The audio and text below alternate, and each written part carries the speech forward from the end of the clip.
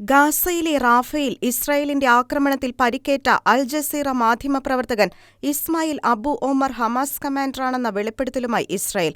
Qatar ആസ്ഥാനമായി പ്രവർത്തിക്കുന്ന Al Jazeera വാർത്താ ചാനലിൽ ജോലി ചെയ്യുന്ന Abu Omar, Hamas East Khan Younis military ബറ്റാലിയനിൽ ഡെപ്യൂട്ടി കമ്പനി കമാൻഡറായി പ്രവർത്തിച്ചു വരികയാണെന്നാണ് ഇസ്രായേലിന്റെ വെളിപ്പെടുത്തൽ. ഒക്ടോബർ 7 ഭീകരാക്രമണത്തിൽ പങ്കെടുത്തുകൊണ്ട് അബു ഒമർ ഇസ്രായേലിലേക്ക് നുഴഞ്ഞുകയറുകയും കിബൂട്സ് നിറോസിലെ ഹമാസ് ആക്രമണങ്ങളുടെ ദൃശ്യങ്ങൾ ചിത്രീകരിക്കുകയും ചെയ്തിരുന്നു. കഴിഞ്ഞ ദിവസം 2024 ഫെബ്രുവരിയിൽ കേരള മീഡിയ അക്കാദമി അവാർഡിന് Al Jazeera Gaza bureau chief Wael ദഹ്ദൂഹാണ് അർഹനായത്. ഇസ്രായേൽ നടത്തിയ ആക്രമണങ്ങളിൽ കുടുംബാംഗങ്ങൾക്ക് ജീവഹാനി നഷ്ടപ്പെട്ടപ്പോഴും ക്യാമറയ്ക്ക് മുന്നിൽ യുദ്ധമുഖത്ത് Al Jazeera Gaza bureau chief പ്രകടിപ്പിച്ച മനസ്സാന്നിധ്യം കണക്കിലെടുത്തായിരുന്നു കേരള മീഡിയ അക്കാദമി അവാർഡ് നൽകിയത്.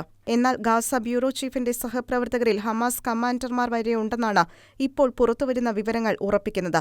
നേരത്തെ ഐക്യരാഷ്ട്ര സംഘടനയുടെ UNRWA ഉദ്യോഗസ്ഥരായും ഗാസയിൽ ഹമാസ് തീവ്രവാദികൾ പ്രവർത്തിക്കുന്നതായി കണ്ടെത്തിയിരുന്നു.